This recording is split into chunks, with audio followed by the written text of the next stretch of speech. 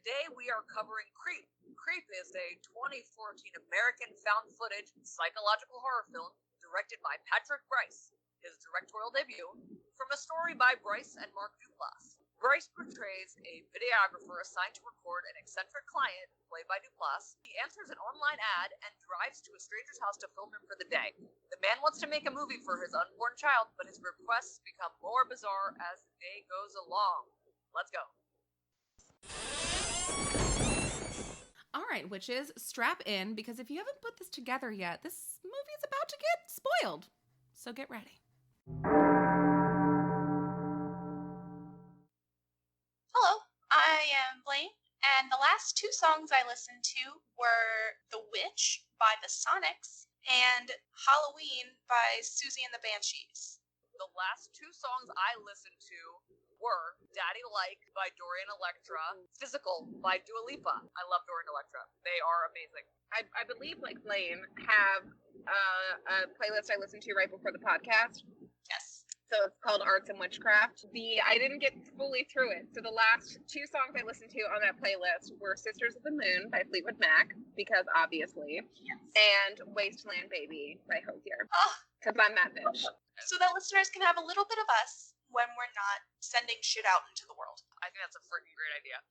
So let's talk about the subgenre of found footage. How do we all feel? Yeah. I love found footage. I Yep. love it. I love Blair Witch. I love Cloverfield. I love anything that is like this. I love it. I do have vertigo occasionally, so that's problematic. But Oh, okay. Yep. it is the bee's clitoris. I don't like bees' knees. That's weird. They don't have And knees. these are Probably disgusting. have- They should be hidden. So I recently discovered, because in the horror community, a lot of questions around like subgenres are asked. So whenever people are like, "Oh, what's your favorite subgenre?" or like I met someone who was like, "What's your favorite subgenre?" and I was like, "How dare you?" I didn't know how to answer. But then recently, I guess after we covered the Blair Witch, I was like, "Oh, this is my favorite subgenre." Oh, yeah. Like, I love found footage. I will watch all of the Paranormal Activities all the time. Hell House LLC is my shit.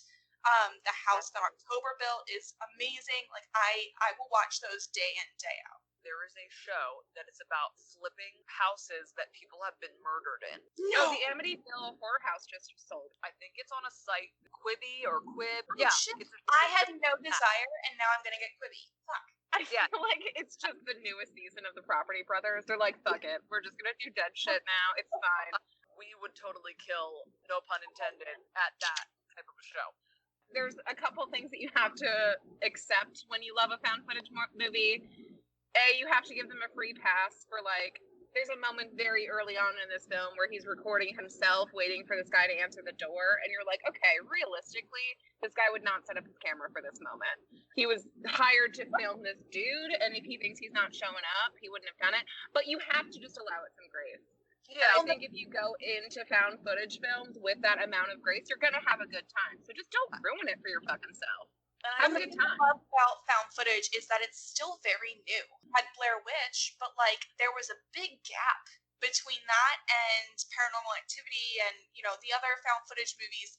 There was no development, so we're still in the very early reckoning of found footage films. So yeah, like you said, Emily, you have to come into this with a certain amount of grace and a certain amount of understanding that things aren't going to be explained. Sometimes there's going to be a rando holding the camera. You're like, how? One of my favorite things about the genre is that it allows the viewpoint to be its own character. So you get a sense of dis-ease by the way things are shot, and I think by having found footage, it hypes that up. So usually in a horror movie, when you have a shot between leaves, you're like, okay, someone's a creepin'. But this movie, the scariest moment, hands down for me, and we'll get there, was because the camera angle shifted in a way that I wasn't ready for. Yep. the power of these kind of movies is they can be done on a really low budget and they're still very efficient. I will say this movie takes advantage of some cheap thrills. We can start off with, we have this very sexy daddy driving to an undisclosed location to film a movie. And this guy pulls up to this house in the woods, and the house is beautiful.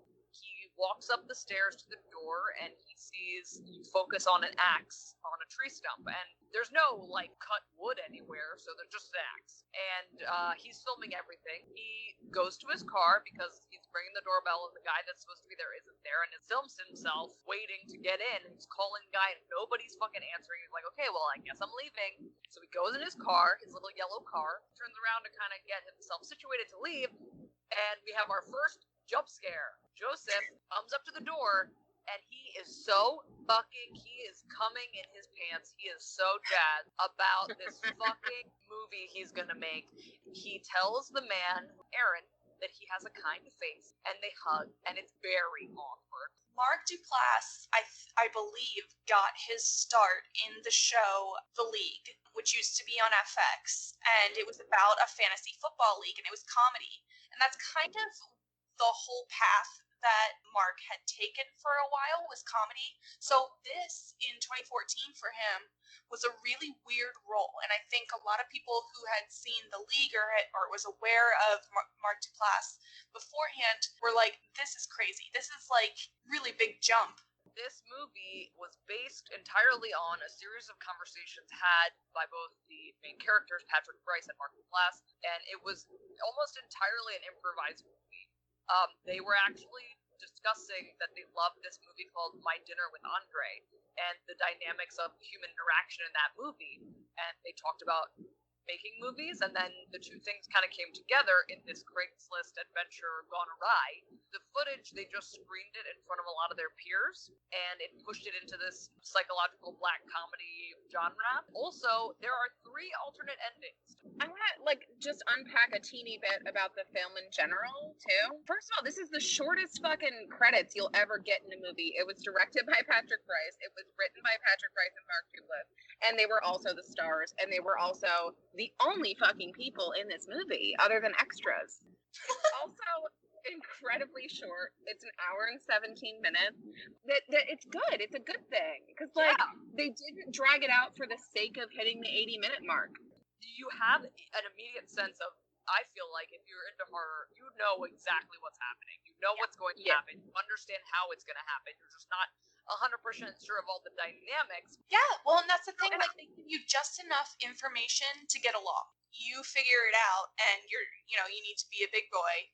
He takes the videographer Aaron in the house. He shows him these shitty pictures of bears he painted. And he's like, I painted these pictures. He shares that he is a cancer survivor, but that it's back, and he has a brain tumor. And as he's telling the story, he's telling this very quick but very long story about, he said his wife is pregnant. He references the movie My Life with Michael Keaton and says, I want to make a documentary for my unborn child whose name is going to be Buddy. And at that fucking moment, I knew that was a lie. They call it Buddy. So I actually kind of liked that he devoted enough to this, was like, this is the name that we're using, because it kind of sold it on, to me, actually. I don't know if it's because I thought he said they named a child Buddy, like Buddy the Elf. Yeah, that's a dog name. Hi, bud. This is a theory that I read online, and I don't know if it holds any weight, so, tell me if you think it does. But apparently the color yellow is very important in this movie. I saw that. So What his is car that? is yellow, the front door is yellow. I don't know if it's supposed to, symbolize connection. I honestly saw his car, and again, I will bring up the fact that I'm an asshole, and I was like, oh, it's supposed to be a Gatsby reference. His own hubris will eventually be his demise because I'm an asshole. Everything is extremely awkward as they enter the house. Also, I will say one thing about the yellow door in the car. I did see that. I think it's just fucking chance. I don't think they planned it, because I don't think they would have thought that much about it, given the improvisational nature of this film. I feel like it's just chance that this house that they used and his car that they had was yellow.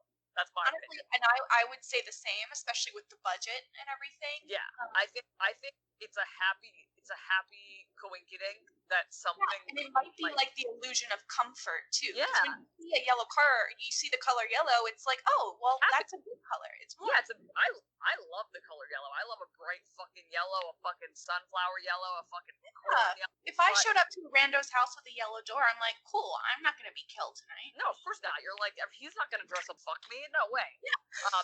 So everything is extremely awkward, and they high five, and the camera's kind of shaky as Joseph runs up the stairs, pays him in advance once Sarah agrees to do this video, and he's gonna get paid. Joseph runs upstairs and begins to undress and get in a bathtub, and Aaron is obviously confused. Yeah, they met like literally a millisecond ago. He offers him, while he gets undressed, while Joseph's getting undressed, he offers Aaron a sandwich, thinking that's going to make him feel better. And I thought of you guys.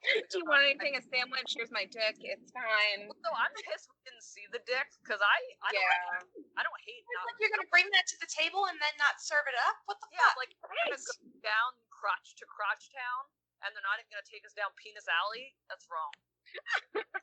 And also, this is the most, I don't care what anybody says, this is the most disturbing scene in the entire film. He is in the bathtub, Aaron is just sitting there, and Joseph is, as this film is for his unborn child, he is pretending to do what he is calling, quote unquote, tubby time. There's no child. Yeah. Like pretending to pick up a child and pretending to dip its toes in the water and nibble its feet. Like, people do that, and I know that this guy has a child, obviously, because he's doing this, and it's so real, but it's so, I am so afraid. He mimes putting him in the tub. It is very unsettling. Also, his face is genuinely creepy. He is a scary looking guy. He is serving. Ted Bundy mixed with the fucking Zodiac killer face. Also, the acting here is off the charts. Great. Incredible. Astronomical. I will say too, this is the movie the scene that I fell in love with this movie. Because I feel like it was the perfect mix of you being like, this guy's a fucking weirdo, and if you believe his cancer story, also really sad. Because you're like, oh shit. Like, he's thought about losing his entire life with his child, and down to these moments. Right. You know? Well, and then he has that moment where he lays back, and he's like, it's okay, buddy, just you and me. Just you and me. And up until that point, I was like, this is too fucking weird. Get out of there. What the fuck are you doing? And in that moment, I still thought this is too fucking weird. What the fuck are you doing? But you thought, shit, that's real sad. You start feeling sympathy for him in this moment, I think. Well, like I said, the acting was just off the charts because it was just funny enough to like offset the very off-putting. It is funny. Like, it is equal parts funny, but the funny is also disturbing. So that's exactly it. You're on the head. Like, it is funny because, like, not like laughing out loud, but like it's just so weird. So you're kind of like, oh, that's weird. Oh, I felt very uncomfortable just with the fact that candles were lit. That's the thing. You wouldn't light candles around a baby, and you wouldn't light candles for what you would want to be, presumably, an unromantic situation with a person you just met. Put yourself in this guy's shoes. He's naked in a tub with this guy filming him, and he is doing what he's doing, pretending to, put a baby in a tub. Just from his perspective, like, I'm trying to imagine me in that position and how uncomfortable I would be. And that makes it even worse that he's so jazzy Jeff, like he's so fucking jazz. He then gets very somber and he's like kind of falling asleep, pretending the baby is sleeping on his chest and like pretending to pet the baby's head. And he then says, I could die, like I could die at any moment. And then he's like, maybe I should, or something like that. And then he puts himself under the bathtub water. And Aaron is like, hello? Are you okay? Are you okay? And jump to number 2.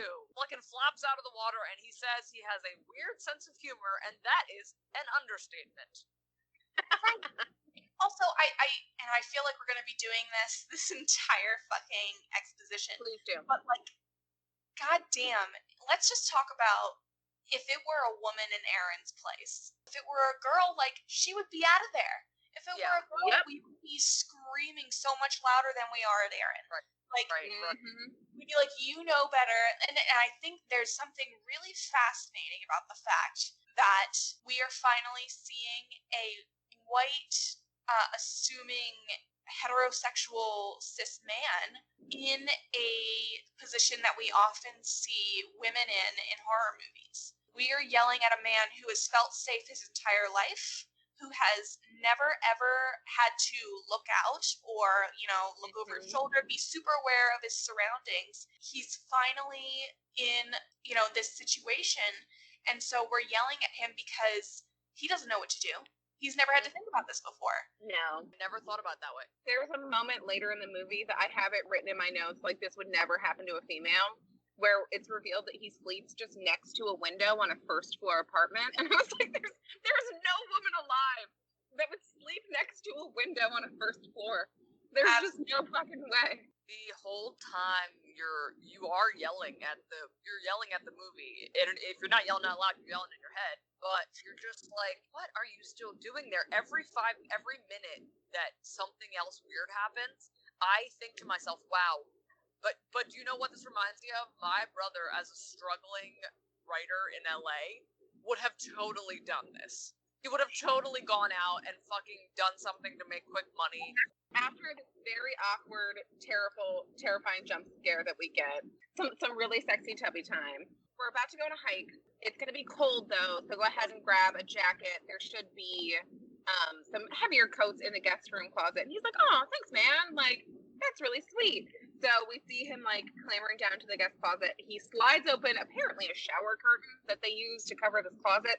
And there's this fucking terrifying, but not terrifying, because it's like a 99-cent wolf mask in a closet. And he screams, because how dare other people have things in their home. He is so creeped out to this point. Like, high anxiety, high blood pressure, any little sound, any little thing is going to set him off. So, like, when he sees that fucking thing, he nearly has a heart attack. Realistic human eyes. It's got some gnarly yellow teeth and, like, a crazy fucking mane. You don't know that they also spelled Joseph with an F, which is just unsettling on its own.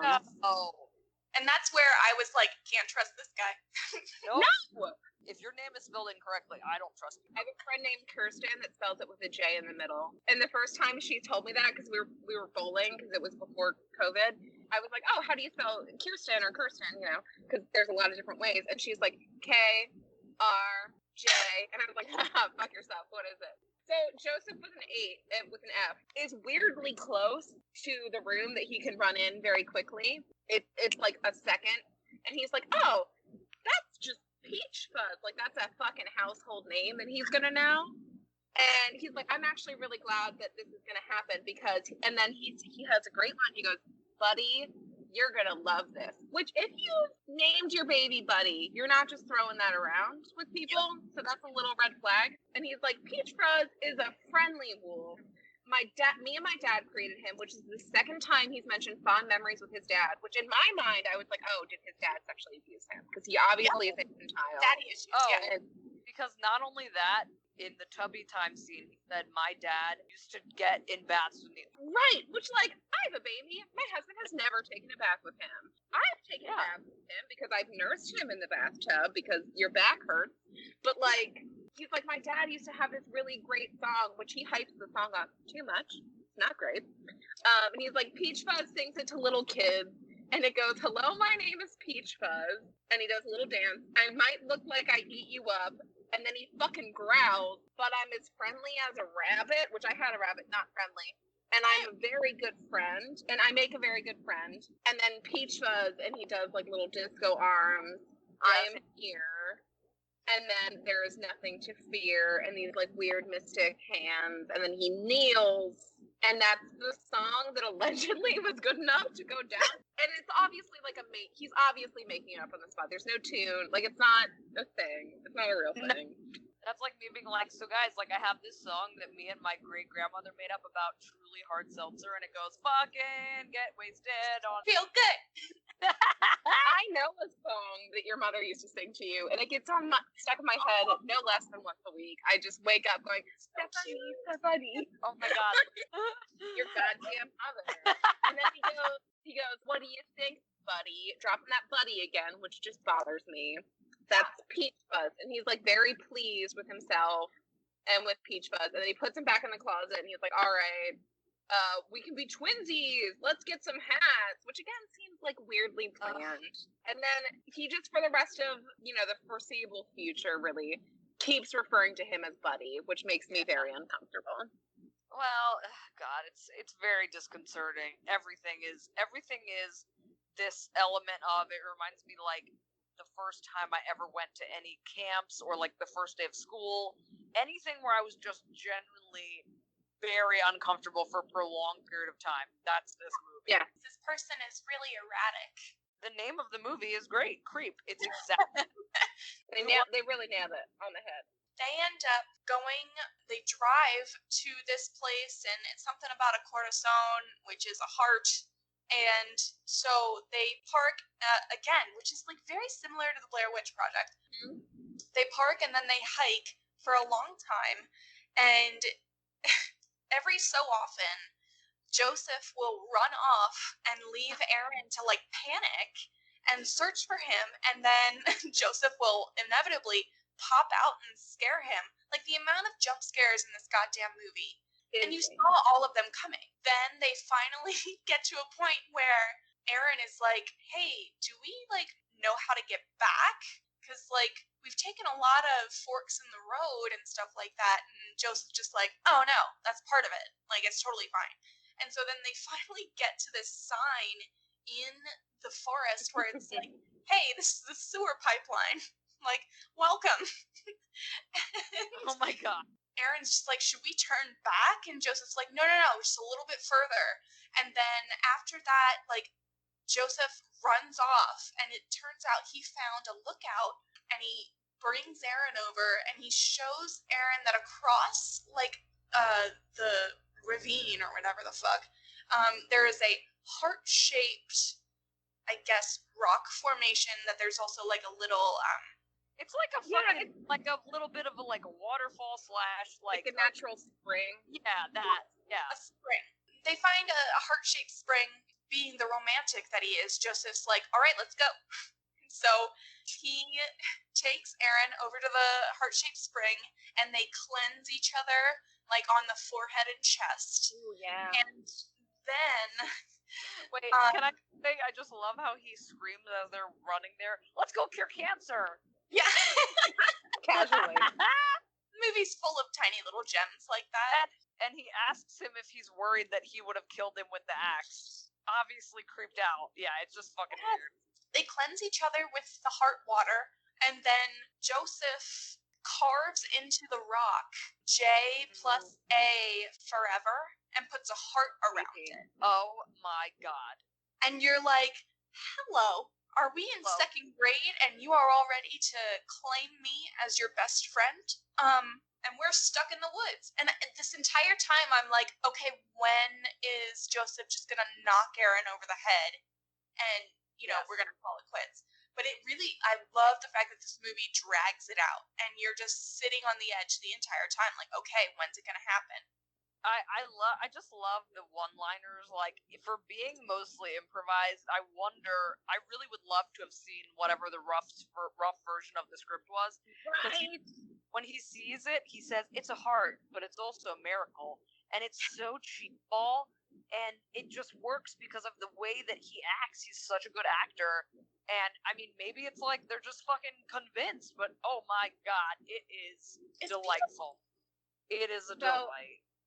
I describe him this whole movie as having youth pastor energy. Yes! Oh, fuck. Right? Like that, that very this... disingenuine hype where you're just like, he like obviously babies Aaron and like thinks that he's all knowing, that Aaron's like a sweet summer child. Like he has that like overhyped youth pastor energy. Yes. And he also calls Aaron buddy at some points. And constantly. He reminds me of the guy the fucking Kaboom It guy from Parks and Rec. Kaboom It! Kaboom It! Which is actually Mark Duplass's co-star in The League. That makes sense. They are the same person. Oh my God, beautiful angel! Amazing. Good fun fact, Blaine. I knew I couldn't place it. Shit, you're so good. Where do I fucking know him from? And then here comes Blaine, like, hey, bam, solutions. What up? But Joseph takes Aaron to this diner. He's like, yo, you want to get some pancakes? I know this great place that my family's been going to forever. He takes him to this diner. He opens the fucking menu, and he says, oh, I wonder what's good here. And Aaron's like, did you not literally say you've been coming here for years with your family? Then at this point, to me, I'm out. You start to tell me that you are like, let's go to this place that's like a family heirloom, and you walk in and they're like, who the fuck are you? Bitch, I'm fucking jet skis out of here. He covers it with a really shitty lie, like, oh, well, they just changed the menu, which if you are a No. petty bitch like me, you No. would rewind it 20 seconds and then look at the menu and see that it is not a new menu because it's yellowed on the edges and sticking to the cling foil. You said the pancakes were great. They don't look that great. Bullshit. I've seen good pancakes from a diner, and those look like pretty shitty pancakes. They look grainy, not the best looking pancakes. I also want to add too that like this man's supposed to be on chemo, Yeah. and Yeah. he has now like run a Where's the fucking appetite? marathon in the woods and then ate a plate of carbs. Like, no, sir. I walked 1,400 steps today. I'm going to lose a leg. So Oh my god, I walked 9. Joseph asked Aaron to tell him something he's ashamed about. And Aaron describes that he basically, as a kid, he used to pee himself. This And was then- such a heartbreaking story. And I will say, though, Aaron, to me, as an actor, putting these two up against each other, you can't really compare it. They're very different. Yeah. The one, I think Joseph is more superior. It's like comparing Toby to Michael Scott. Like, it's... Right. That's exactly it. I was really impressed with this answer though, for a Yeah. couple of reasons. One is that it was such a filmmaker's answer because he didn't tell a story. Like, if you asked me if something I was ashamed of, I'd be like, there was this one time I did this thing called a bang bang, which is when you eat a full meal at one restaurant and then you go to another restaurant and then you eat another full meal. That like would my- be like, it would be a recent thing. But he is like, what is my origin of Yeah. shame? There's Like, he nothing takes it very. Oh, go ahead, baby. No, there's just nothing more than I want to do than a bang bang. Oh, it was so good. It was mostly cheese, too. It was great. Oh, it's the best thing in the world. We should all bang bang. But he answered it as a filmmaker. And 2, fun fact that is horrible. Wetting the bed is often a sign of sexual abuse in children. Yeah. Actually a larger shame, which is really interesting and really sad. Because if it's to the point where you're using, like, contraptions to stop it. His mother, it wasn't to help him. It was basically to No, shame him to not doing it anymore. Right. Joseph is like, can I tell you what I'm ashamed about? And it's like, he is getting so hard from this weird, creepy torture of this guy emotionally. And he shows him his cell phone. And by the way, a very old looking phone. And Yeah, like an iPhone 2. oh yeah, and he shows him pictures that he took of Aaron when Aaron first arrived, and he wasn't answering the door. And actually, I will say, this wasn't that weird. This is like, Oh, see, I would be so fucking scared. see, I would be so scared. so he showed like photos he took of him that he's like looking for him, and he said that his explanation was, I was really nervous about meeting you, and I put an ad in on Craigslist basically, and I was nervous, so like I just wanted to make sure like you were not a weird person, and that was See myself doing that too. well, yeah, but I mean, maybe not taking pictures, but like it was sort of sweet, and he has these moments where he flips from he's like that girl, he's like any person anyone dated that like ended up being a psycho, that you're like, there's moments of sweetness and sour, you're a fucking Sour Patch Kid. Gaslighting. Yeah. And so I just thought that was interesting. This is one of those moments that I literally did yell at the TV, and my husband was like, "You gotta stop doing that," and I was like, "Sorry, no." Yeah, I amazing. was like, "But why the pictures?" I understand not answering the door. I understand being at a second location where I have done that, where like someone I'm not familiar with comes to my home, and I make sure I'm in like the backyard where I can come around the side. That way, if I don't trust them, I have like an advantage. I'm a crazy person, and I do that. But I have pictures of them. Yeah. What was that, darling? Yeah, you got me there. Well, yeah, I agree with you. I agree. Like, And- the photos is like, or take a photo of the car. Because I also, ladies, if you're online dating, always tell a guy that you are going to take a picture of his license plate and send it to your mom before the date. If he says no, do not go on the date. Your mother and I love you and we're having pasta. Come on Yeah. over. They get back from the diner, and it's like all of a sudden very dark, and it makes sense because I guess they've been hiking all day, and he's standing at the top of a set of stairs, Oh, and the light, there's like a floodlight that's behind him, and he's just standing there, and Joseph is standing there while Aaron's filming him, and there's just the light from behind him as he's trying to convince Aaron to stay and have a drink. I want to go home. Like, no. Like, he's like, well, just stay and have a drink. Like, let's celebrate, like, this day we had. And do you know what's insane? At any point, if this guy had made the right decisions, okay, so you have video of this guy's face. You have, a location where he just was. something is wrong. Leave, call the police, leave, or get somebody to help you. Begin the process of making sure this person isn't going to follow you. But it's just crazy that this is so off-putting to us as the audience and not Aaron, and he is not leaving. Oh, it's terrible. And it's also worth noting that at this point, Joseph has awkwardly hugged him on multiple occasions. They get these really intimate, awkward hugs every time Joseph is initiating. Yes. And it's just very uncomfortable. Yes, that's very uncomfortable. And he's also tried so hard to scare Aaron. Time and time again in the 14 hours since they've been together. And literally he jump scares him the minute he convinces him to go inside for one drink. And I literally wrote, one drink? That never happens. It's never one drink. He jump scares him again as they're in the place. They're sitting down to talk, and Joseph offers Aaron money. He tells him he has an ex. This is another red flag. If someone's I have a ton of money, I'm going to give it to you. Guess what you got to do, though? He's like, look in your shoe. I put a check in there. And then he looks, and he's like, yes, because you looked, I know you need money. And I'm creeped out to describe the next scene. It is, if this is improvised, which I believe it must be, it really, disturbing. After Joseph scares Aaron, after he convinces Aaron to stay and get a drink and be like, hey, let's just cheers this awesome day we had. Joseph is like, hey, I'm going to give you more money, and then psychs Aaron and says oh, I put money in your shoe. JK, no, I didn't. Well, you need money. Poorsy. Oh my God, I love it. Joseph is so Aaron's like, okay, we had our drink. I'm gonna go. So he starts collecting his things, and Joseph's like, no, you can't go yet. We just got started. And then Aaron's like, no, I'm gonna go. And Joseph's like, I lied to you. And Aaron's like, wait, what? Ugh. Oh my God. And Joseph is like, I lied to you about Peach Fuzz. And so he tells Aaron to sit down and turn the camera off. But being the genius that he is, the audio is still on. So we hear Joseph say, in synopsis, not to get too graphic, but Joseph says 4 years ago he caught his wife watching animal porn. So Peach Fuzz was actually just a 99-cent mask he bought and used to rape his wife while she was tied up. Yeah.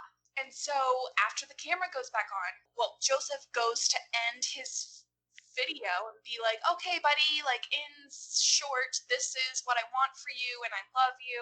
And Aaron's just like, yep, that's good. I'm going to leave. And he starts to try and gather his jacket and his keys. Joseph is like, hey, did I freak you out with my rape story? No. And so Aaron's like, no, man, I just want to get back to my place. I just want to sleep. I have a hotel room waiting for me. I just want to get my money's worth or whatever. And Joseph is like, you're going to stay the night. You are above the alcohol, the legal alcohol level. You're just going to stay here, and it'll be tomorrow. You're going to find your keys tomorrow, and it'll be fine, and that's final. Do you understand? And Aaron's like, okay. And then so we cut to Aaron is pouring more drinks, and we kind of see in the background that Aaron is putting something into one of the drinks.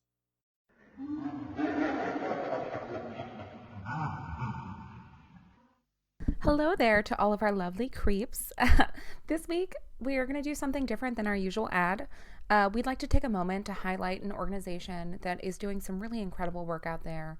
They're called Black and Pink, and honestly, I'd really just like to let their mission statement speak for itself. So, Black and Pink was founded in 2005 and is a national prison abolitionist organization that is dedicated to dismantling the criminal punishment system and the harms caused to the LGBTQ plus people and people living with HIV/AIDS who are affected by the system through advocacy, support, and organizing. Right now, we'd like to shed some light on their trans wellness program, which supports and centers system-impacted LGBTQ plus folks and folks living with HIV/AIDS and addresses the health and wellness of our trans family.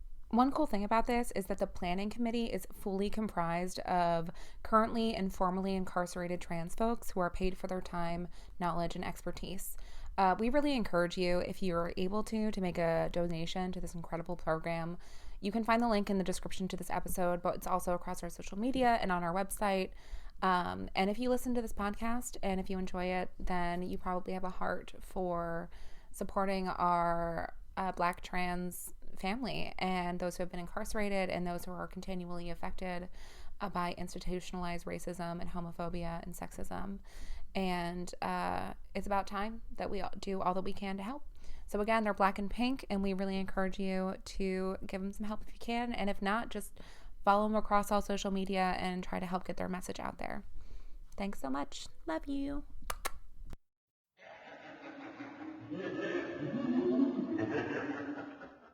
So Joseph and Aaron cheers again, and they do bottoms up.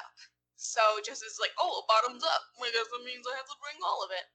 And I've never done that, ever. And but just to say, if somebody gives you a shot that is 3 times the shot of their own shot, question their motives.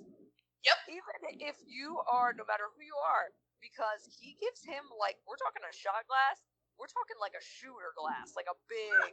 That's a whiskey glass. And he fills it almost all the way, and it was a lot of whiskey in there, and he's like, okay, bottoms up. So I thought that was fun. One is that the way that he describes the sexual experience with his wife is so infuriating and so perfect for one reason. So he describes it as a consensual experience while he's talking about it. Yep. He describes how she enjoyed it, yada, yada, yada. He's like, oh, it was the best sex we ever had. I enjoyed it too.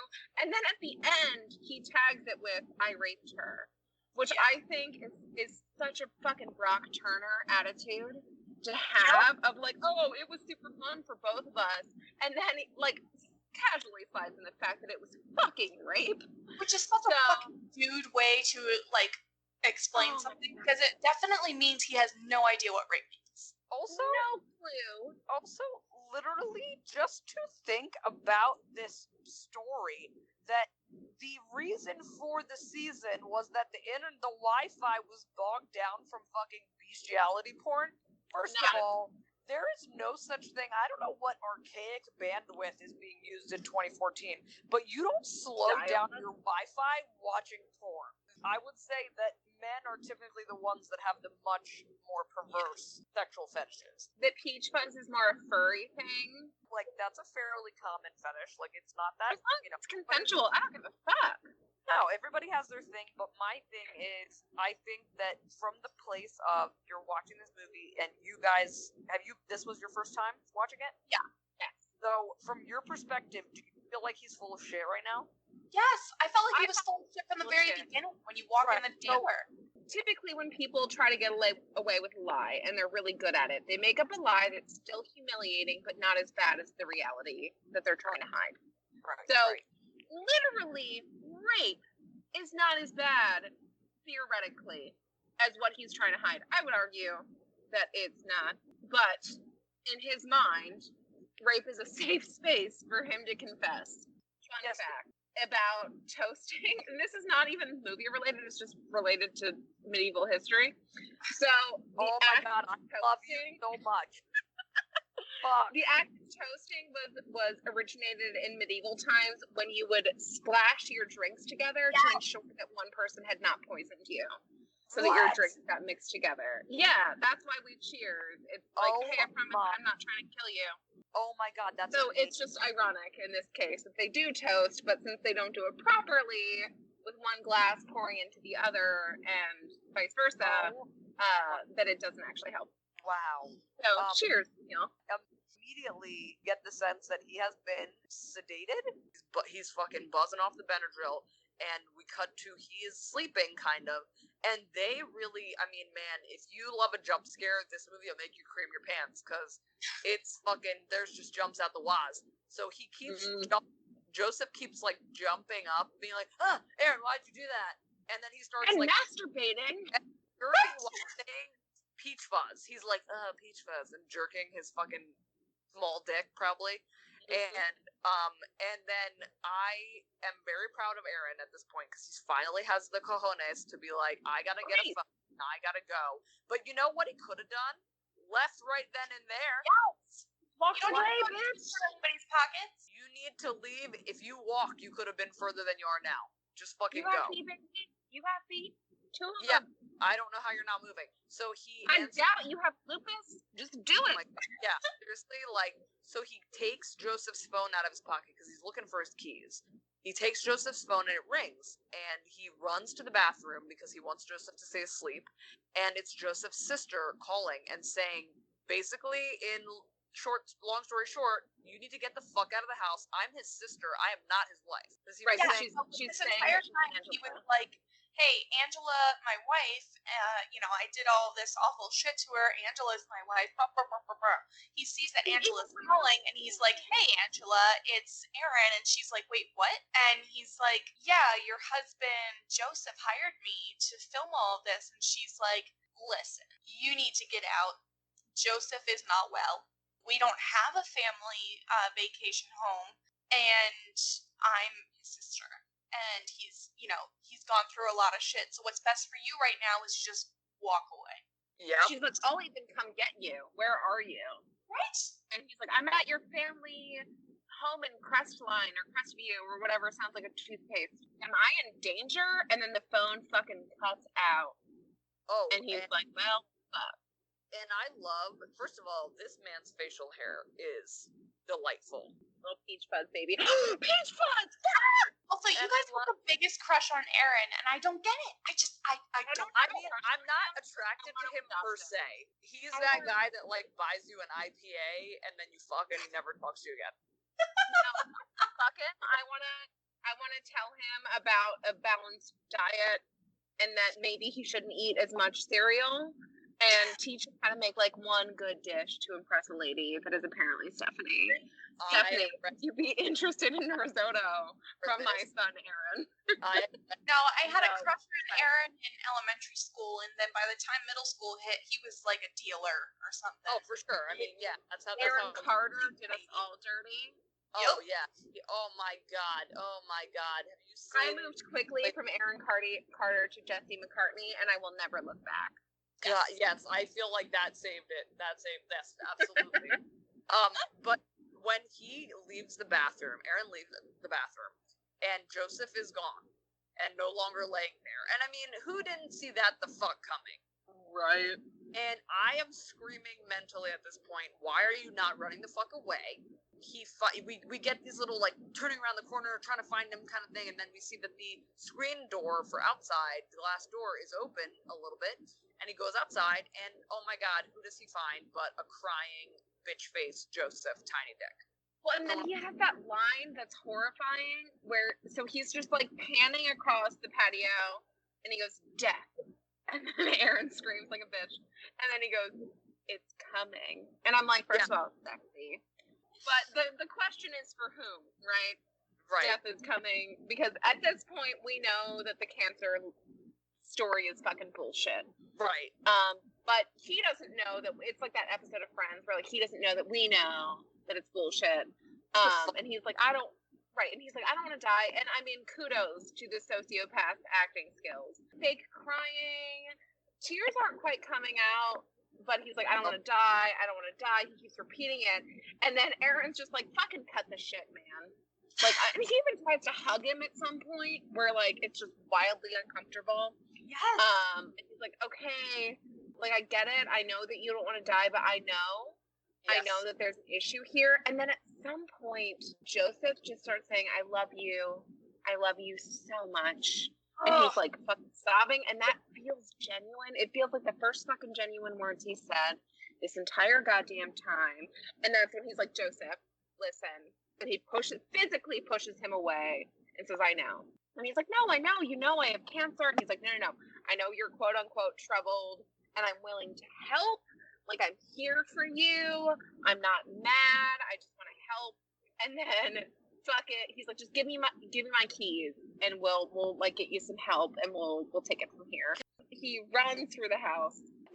Aaron's just like, what? The way that Aaron doesn't, like, this guy just ran away. You don't know what he's going to get. Bitch, this is a found footage movie. So everything is through, like, you're only seeing Aaron's POV at this point. So he comes down the stairs, and what do we find? Oh my But God. fucking Peach Fuzz the wolf.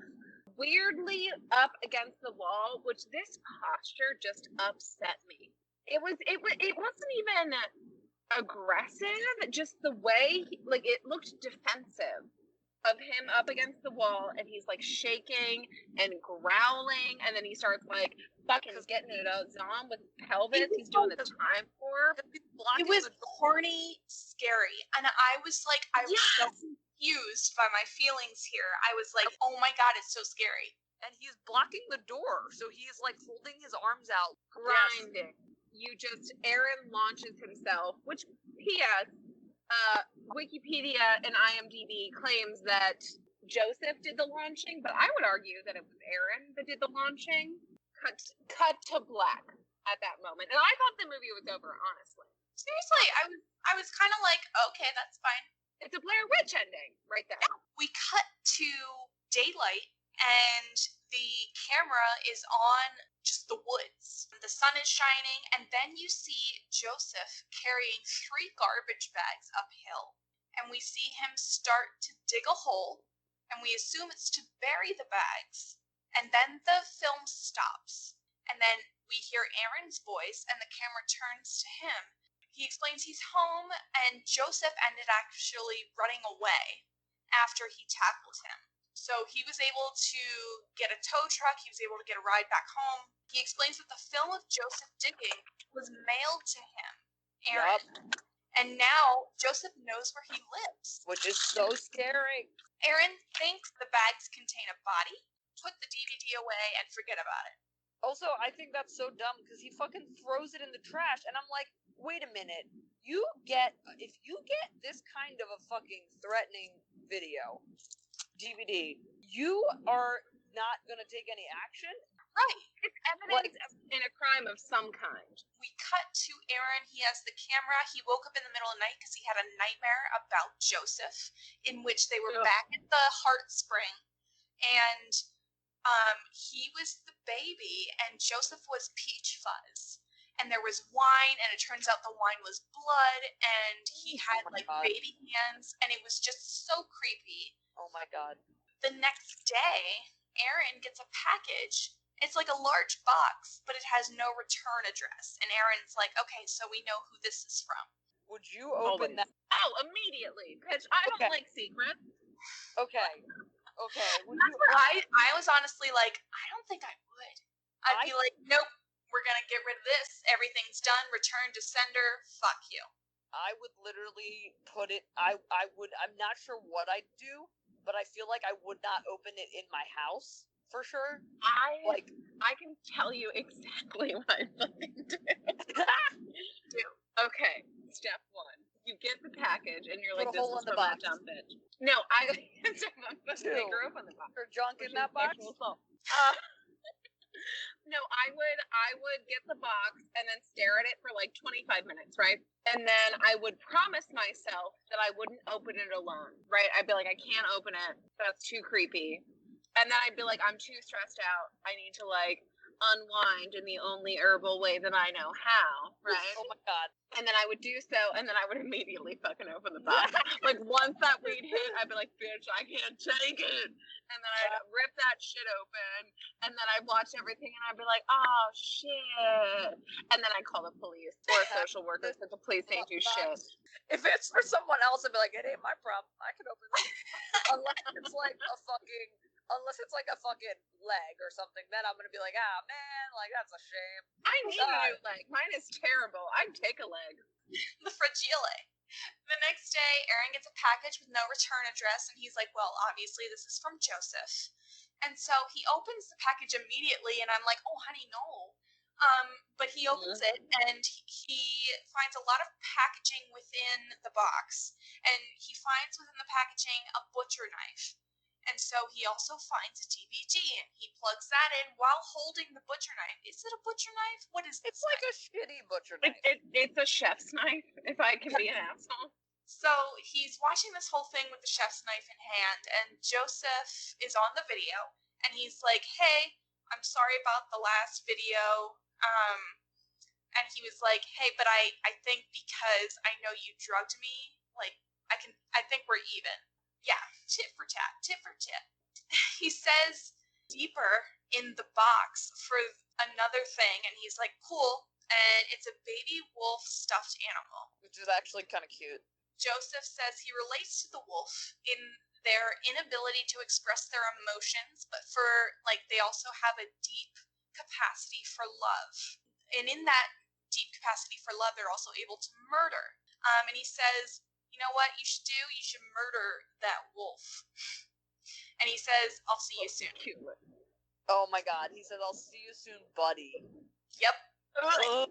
Oh, can I take 1 second and just share a revelation I just had in this moment?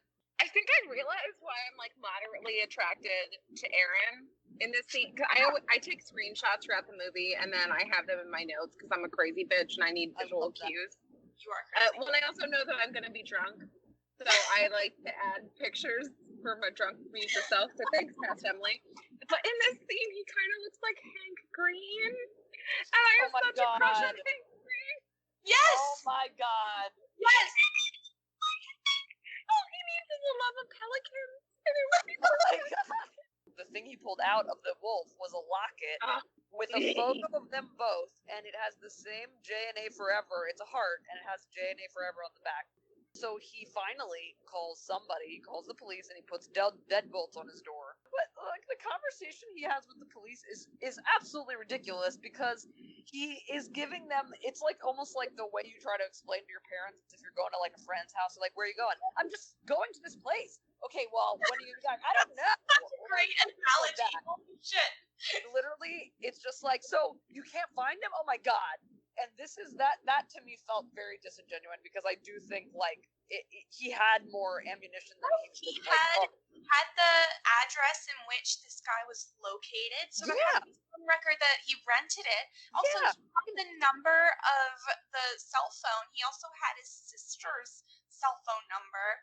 Like, there's a lot more information he could have given because he's never ever had to be this vigilant. I love this conversation because I think this is a great conversation with police because they were fucking useless.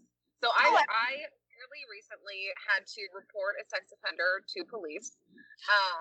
And you guys knew about that. It was a pastor. Yeah. And I called them and I was like, hey, I have information about this person who I believe has been assaulting children. And they were like, okay. Yep. And I was like, okay, well, he confessed to it in front of a congregation of humans. How many reports have been filed? And he was like, this is the first one. And I was like, that sounds right. Yeah.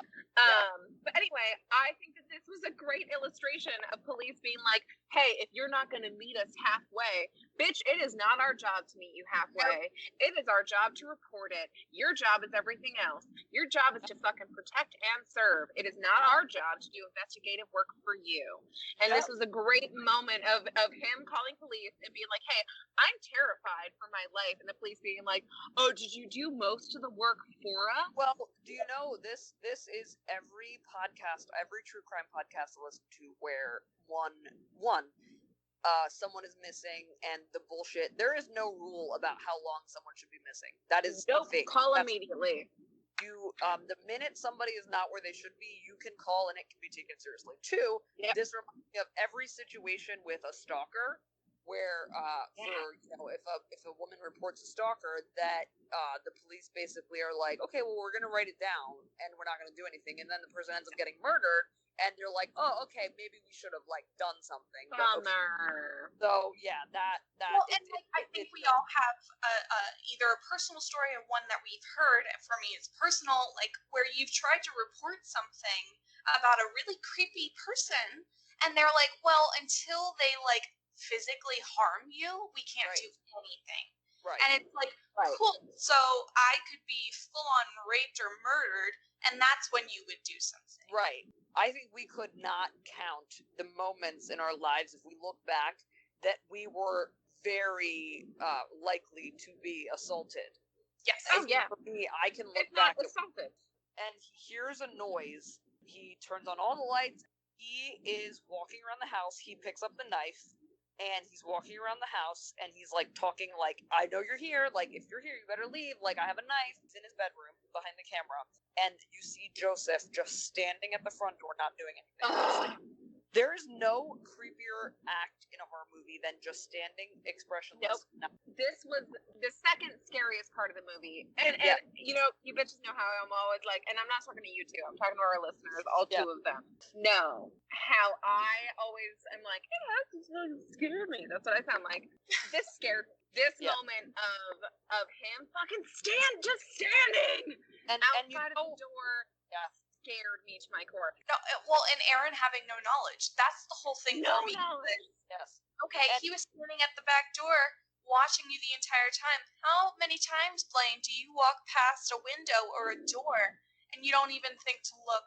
Doors and things that are made of glass, you're not safe. Like, if you have fucking metal gates, okay, fine, and like bars and shit on your doors and windows, but he doesn't. And I'm like, it is just this decision not to come in right now. I have a great fear of voyeurism.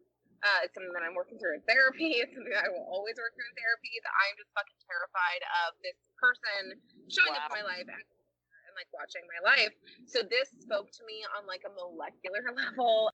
So he picks up the camera and he goes to investigate. And this is the most infuriating movie or moment of this movie to me, where he opens the door and he doesn't have to unlock it because it's already unlocked. This dumb bitch. You know what you don't do when someone who has shown that they're possibly dangerous to your life is near you? You don't go outside. What? Also, has that ever worked ever? No, it hasn't. Don't go outside. Also, too, you know what you don't do? You don't go outside, then not lock your door behind, or close your door behind you at least, or try to keep your back to your door so you know if someone's getting in your house behind you. He walks to his backyard, and this is terrifying. I'm just like, I would never do this. Are you crazy? Never do this. He walks to his backyard, and he sees a trash can, and he's like, damn raccoons. And it's like, okay, but that wasn't a fucking raccoon. It was fucking Joseph going through your shit. Obviously. God damn it. He's How do you not think, cool, whoever is fucking with me is also fucking with my belongings, including my trash. That is my trash. So why would somebody fuck with that? He goes back to bed, and then you see the camera is watching him, and he picks it up and he cuts a lock of hair off of fucking Aaron's head, and it's very upsetting. It turns out Joseph found the DVD and locked it in the trash. Because when Aaron wakes up, he finds what's titled My Last Video in his fucking bedroom window, which is right beside his goddamn bed, and the window was open. Aaron plays it because he's an idiot, and it turns out Joseph found the DVD, his first DVD, and the locket in the trash from the night before. He says he's heartbroken. Inappropriate thoughts about what he wanted to do to Aaron and to himself if he's being honest. And he apologizes and understands why Aaron did what he did. He says he doesn't know what's wrong with himself. He hopes Aaron will give him a chance to explain and is waiting for Aaron to come back to where they hiked to the heart place. And so Aaron pauses the video right there and zooms in on Joseph's face where he's making that like puppy dog smile or like the I'm sorry face. And he's like, look at him. He's so sad. Obviously, you have to hope that the ending makes the movie, and this ending, I love this ending. I love it so much. It's also, though, what is problematic is this archetype of Aaron is this, to me, he's a dumb fuck. He's a dumb fuck. Like, he is a fucking vapid, dumb asshole who is not getting what is being put down right now. And to me, Joseph is the fucking mastermind. So, he goes to this park, he sets up his camera in his car, and he says, I'm going to put my phone on speed dial, and I'm going to leave the camera running so I can see what's going on. Aaron does, yes. And he says, I'm going to leave my camera running so I can see what's happening. I have evidence. And so Aaron walks over to this bench, and the way it's shot, you're sort of perpendicular, the car is parked, so your view is more of the water than of Aaron, and then you got a little bit of space where you can the space behind Aaron. And, a couple seconds sitting down on the bench, looking at this beautiful harbor, and behind him comes Joseph. And he's wearing a trench coat. And you can tell there's something in the trench coat. And I was like, is that his dick? Like, what's going on? And pulls out the fucking, what do you think? Peach Fuzz, the mask, puts it on. Then all of a sudden you see that he also has an axe.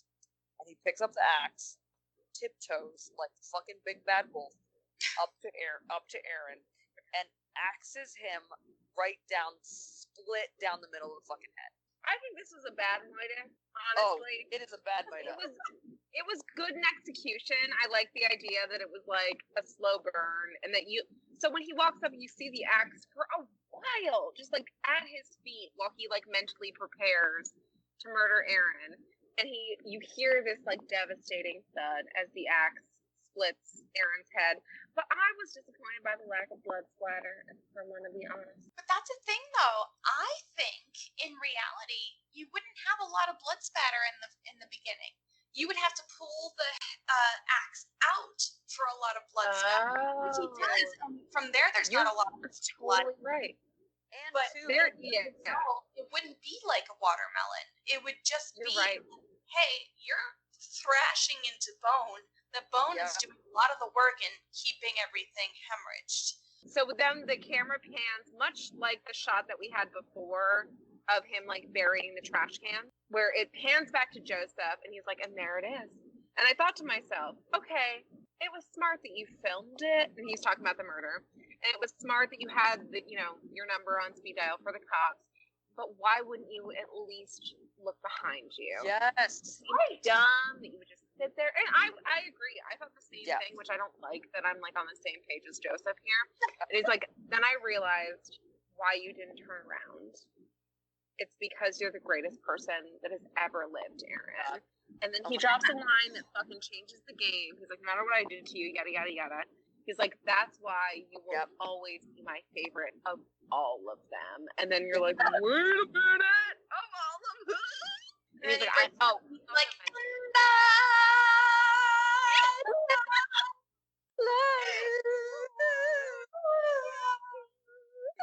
Yes. And he keeps watching the video over and over again. And I would like more blood after he's dead, at least. Because you think it would then start to pour out of his head. I just like gore. But it seems like he's maybe masturbating. And if he's not masturbating, well, he's like, He's like wasted. If you're not masturbating, I mean, what's your game? What's the point? He is aroused. He is aroused. I mean, if he's not masturbating, he's at least having a jolly old time. Having a bit watching. Oh yeah. He's like, having a good time. And then he does drop this like really sad line where they zoom in on Aaron's body, or he does, and he's like, okay, everything's okay. Not a care in the world.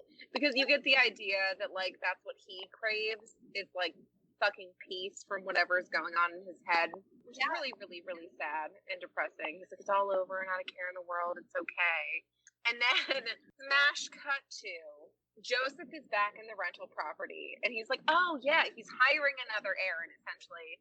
You just need yourself and 8 hours of time, and he's putting away a DVD labeled Aaron in a giant fucking collection of VHS tapes of other victims that include titles such as Dylan 04, Tony, Kate, David K. Home, David K. School, Leah, Whisper, or Washer Dryer, Gregory 09, Amanda Hairdresser, Nicole, David K. Work, Ellen Violinist, Gardener / Painter, Stephen Pullboy, Leslie High Bar, Pat Sailing Lessons, Bernardo Cabo, Kyle Spring 10, and Summer 10, which paints the picture because the earliest one that I found was 94.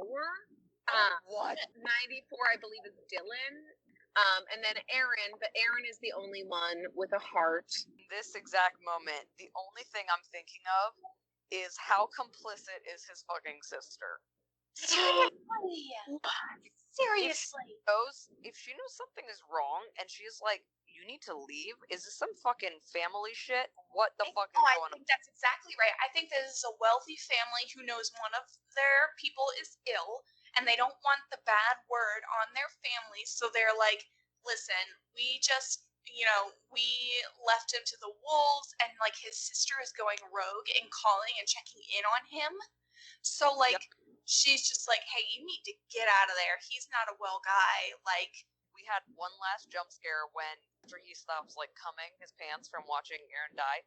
He knew where the camera was in the vehicle, he assumed. So he went up and like screamed at it, and that's the jump scare. So I think there are total, if I'm counting correctly, of 1, 2, 3, 4, 5 jump scares minimum. And they're all predictable. But they're effective. How many? What's our litmus? How many Peach Fuzz masks out of 10? I'm gonna give it a 6. That felt very natural to me to give it a 6. I think it is surprisingly well done for such a low budget and improvisational found footage film. I like the psychological elements. I like stalkery type of stuff. I like that. I think that the acting was really good on Joseph's part. I think that he held that. He fucking Bill Paxton the whole movie, and it's really just about him. And I love that it was funny, and I love that it was quick. And I watched it, and I didn't feel burdened by it. I felt like I saw a really good, really fairly short horror film that I would watch again, and I would get other people to watch, and I had a great time. So I'm giving it a 6. I'm gonna give it a 5 Peach Fuzz masks for a couple of reasons. So, as a found footage film, it's fantastic. However, it was very predictable. That's true. And, there were just jump scares. It was just scares, and you could tell when they were coming. I was expecting a lot more from this, given the hype that had preceded it. I appreciate that it was done on a very low budget. It was done by 2 friends who were just like, it just has to be you and me, which was so creative and so brilliant. Because at the entire time, you're like, yeah, this makes sense. Like, great job. Beautiful. Obviously, it didn't pass the Bechdel test. There was only one woman, which was Angela, who wasn't named, who wasn't credited. There obviously wasn't any diversity whatsoever. I also want to give credit to the fact that while I think this movie would have been a lot more terrifying with a woman in the role of Aaron, I can appreciate the flipped script where we're seeing a man experience this terror and paranoia and just overall anxiety for the first time, and it brings a whole new level of emotion for the viewer, being like, how do you not know this stuff? Why aren't you looking for these cues? Why aren't you more aware, and why aren't you more vigilant? The fact that it was a man brought a lot more of a participatory factor to the movie. At this point in my life, I know I just got done explaining that we're still in the early stages of found footage movies, but at this point, though, I just expect more in terms of found footage. I give it a 7. Wow! Out of 10. Oh, I feel like I know why. What really scares you is the voyeurism, and that scared you. Yeah. It horrified me. I mean, I had to watch a solid 20 minutes of The Office before I went to bed after this movie. But I think that the hallmark of a good found footage movie is that you forget that it's found footage. Yeah. That you just like enjoy it for the sake of what it is. And this movie did that for me. If I was describing this movie to somebody, I don't know if the first word out of my mouth would be found footage. I think it would be, this is a story of like a psychological horror movie. I think I would describe it first as a psychological horror movie and then as a found footage movie. And I think that's the hallmark of a found footage done well. That you buy into the fantasy of it. I share the same qualms as Blaine with it, that it lacked diversity. It failed the Bechdel test, but I think that it as being a 2-person cast, it had to, because I don't think I would have believed the woman found herself in this scenario. That's very true. Yeah. I expect more of women than to find themselves in situations like this. And not that not that women are intrinsically smarter than men, it's that women have the life experience to know that you get the fuck out of these situations. And I also think that and Blaine, you covered this as well, to expose men to that fear is so important, of just like, hey, this is what we deal with. I think that if you were to remove all the jump scares, it would still be scary. I don't think it relied 100% on it. I think it helped. I think especially the final jump scare of him jumping into the camera, that's the only one that actually got me. Because all the other ones that I would 100% agree that they were way too expected. But I thought the movie, there was 3 times where I thought this movie had already been done. And it wasn't, and it kept going, but not in a bad way. But I thought the movie had ended, and then you had a jump scare. And I like that. I like ending on a little extra adrenaline. Blaine, you said this earlier, and it got me thinking the whole episode, if someone was to ask you what your favorite subgenre was, what it would be. And I think mine would be psychological horror. And this movie did it. Yeah. Blaine says it, I believe it. So, yep. I mean, it's just, that's the reality we live in, guys. Okay, you guys, I love this movie, and Black Lives Matter, and you guys matter,